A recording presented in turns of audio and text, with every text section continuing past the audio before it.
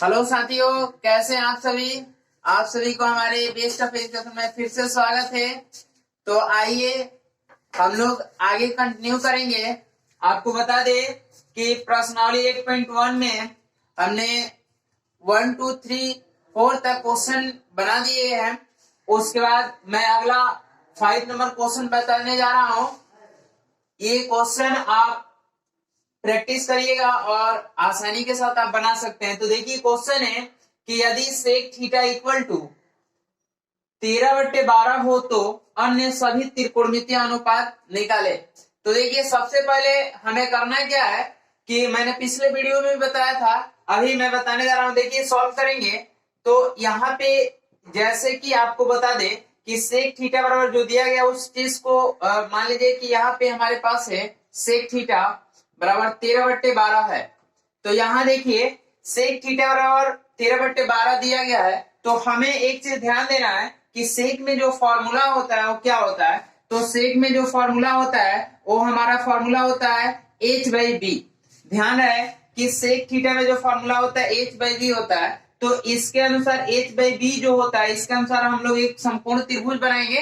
तो देखिए एक समकोण त्रिभुज बनाएंगे, यहाँ पे हम लोग एक समकोण त्रिभुज बनाएंगे। तो यहां मैंने एक समकोण त्रिभुज बनाया, जैसे एबीसी एक समकोण त्रिभुज होगा जिसमें सी पे थीटा का कोण बनेगा। अब देखिए जैसे कि हमने बताया है कि जहां पे आपका थीटा का कोण बनेगा उसके सामने वाला लंब होता है, उसके सामने वाला लंब होता है, यानी एबी हमारा क्या होगा, लंब होगा। तो यहाँ पे एबी लंब होगा और बीसी हमारा आधार होगा और ये क्या हो जाएगा, एसी हमारा कर्ण हो जाएगा। ध्यान रहे। तो अब देखिए जैसे कि हमारे पास एच भी दिया गया है तो इसके अनुसार अगर हम लिखे तो यानी कि हमारे पास क्या है, एसी और जो बी है यानी कि बी हमारा बेस होगा। तो यहाँ पे हम लिख देंगे बीसी। तो देखिए जैसे कि हमारे पास ये एसी और बीसी है, एसी और बीसी है तो हमें अब ए बी निकालना है। तो सबसे पहले हम मान लेंगे, यहाँ पे लिखेंगे माना कि AC बराबर हमारे पास कितना हो जाएगा 13 के, BC बराबर हमारे पास हो जाएगा 12 के और AB बराबर जो होगा हमारे पास वाट होगा। तो AB का वैल्यू हमें निकालना है, यानी कि AC हमारे पास दिया गया है, यहाँ पे लिख देंगे 13 के, यहाँ पे हम लोग AB का वैल्यू लिखेंगे, ध्यान रहे सॉरी AC का वैल्यू लिखेंगे 13 के और यहाँ पे हमारे पास जो VC है तो VC का वैल्यू हमारे पास दिया गया तो 12 के लिख देंगे। AB हमारा वाट है तो निकालेंगे। अब लिखेंगे अब पाइथागोरस प्रमेय से, अब पाइथागोरस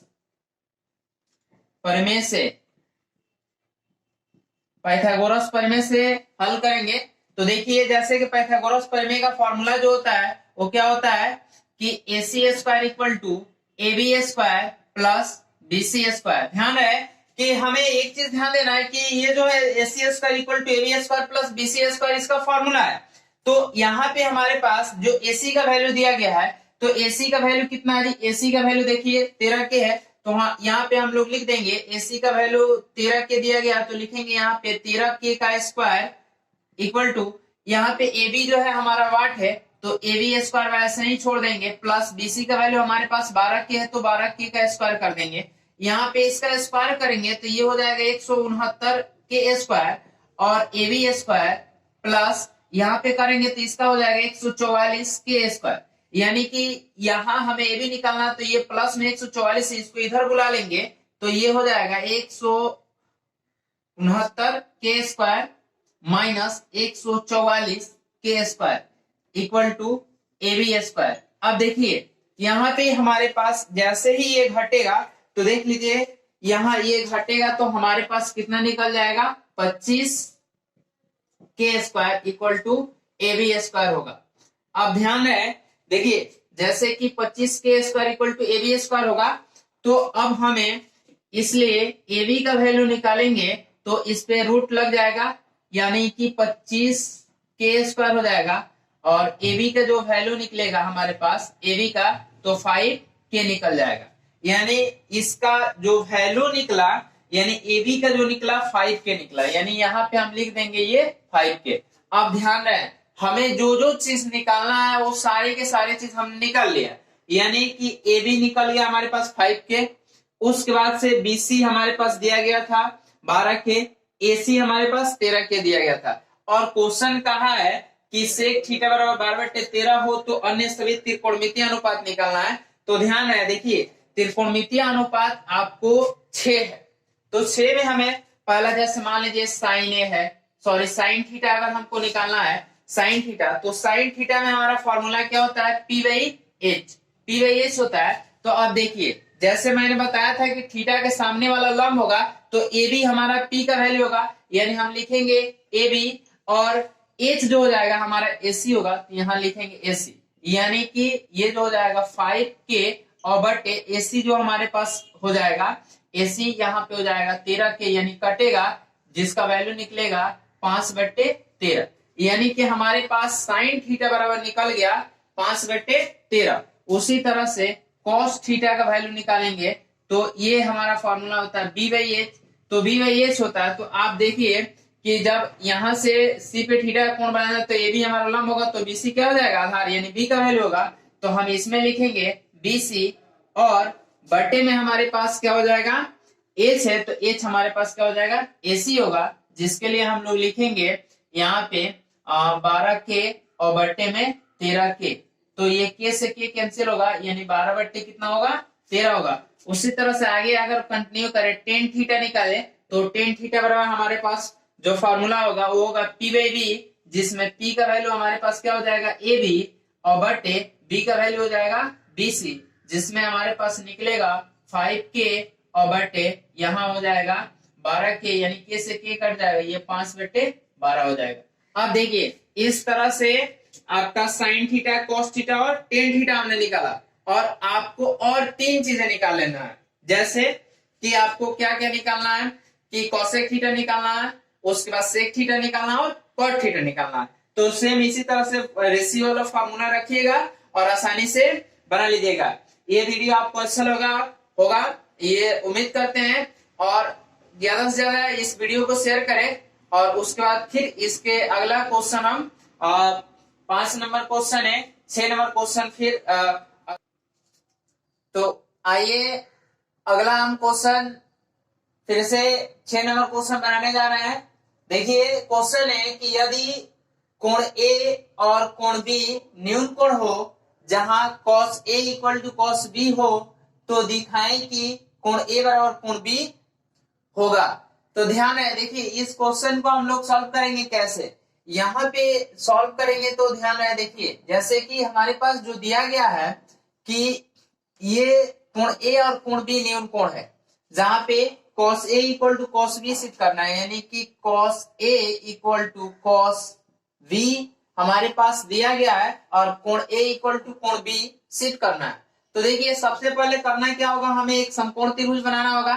तो देखिए एक समकोण त्रिभुज हम लोग बनाएंगे, और समकोण त्रिभुज बनाने के बाद इसमें देखिए किस पे कहा गया, जैसे कि मान लीजिए कि ये हमारे पास कहा गया है कि कोण A और कोण B न्यून कोण है, यानी कि A जो है ये भी न्यून कोण है और B जो है ये भी न्यून कोण है। तो यानी हमारा जो फिगर में ऐसे लिखेंगे कि ACB, यानी कि ये दोनों कहा गया है कि न्यून कोण हो।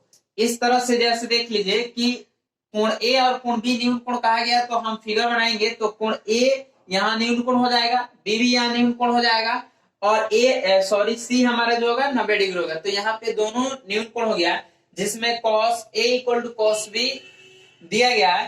तो देखिए जैसे कि cos में जो रेशियो वाला फॉर्मूला होता है ना, वो फॉर्मूला हमारा क्या होता है, जैसे रेशियो का जो फॉर्मूला होता है तो ये B/H होता है cos में, सेम उसी तरह से cos में B/H ही होता है, लेकिन अब हमें यहाँ पे B/H हमने लिख दिया।